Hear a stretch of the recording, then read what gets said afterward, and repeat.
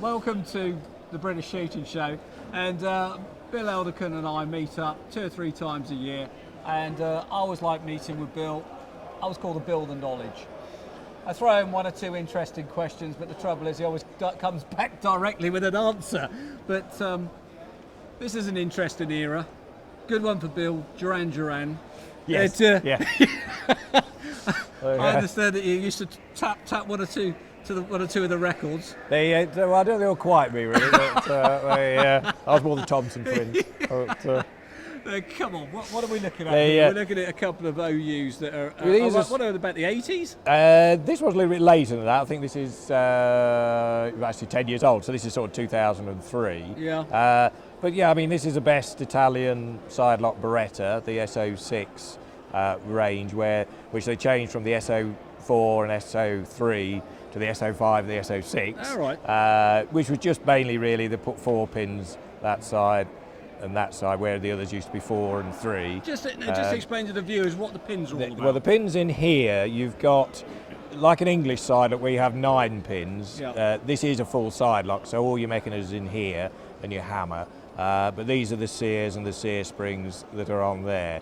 But it's a more basic design inside than the side-by-side sidelock. But yeah, it is a full sidelock where you do see quite a lot of side-plated over and unders, which are a box lock, but they've got the plate on. Whereas this is a proper side lock.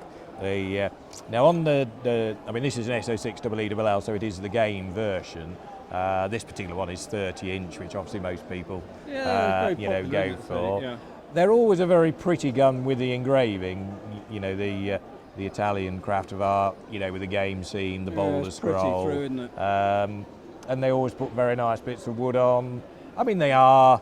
They're still a popular gun today. They are. I mean, I mean, this is sort of 10 years old, but it's hardly been used.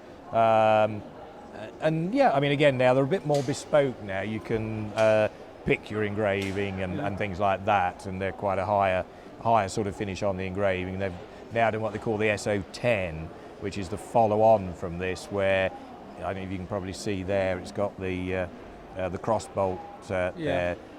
With the SO10 doesn't have that. They've done away with that. Right.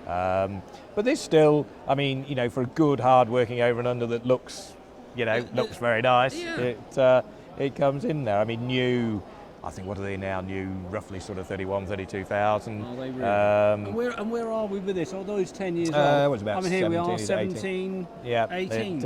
Which again, you find a good one second hand, they're always a very good buy. Somebody else has, a bit like a car, somebody else has had the loss, and away you go. But a very serviceable. Yeah.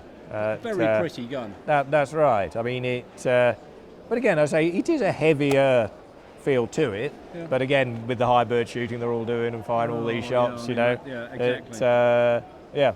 Where it sort of comes in, really. really. This is one that's caught my eye, and it's a very slender gun. That's quite a heavy sort of gun. Yeah, you see, this is more you see that one. If we do a swap, we're now double gunning. Yeah, now this is a handmade Belgian Browning gun, which I must admit are more I suppose I was brought up with them and I've shot them a lot, so I always like them. But this is their top of the range, what they call D5G.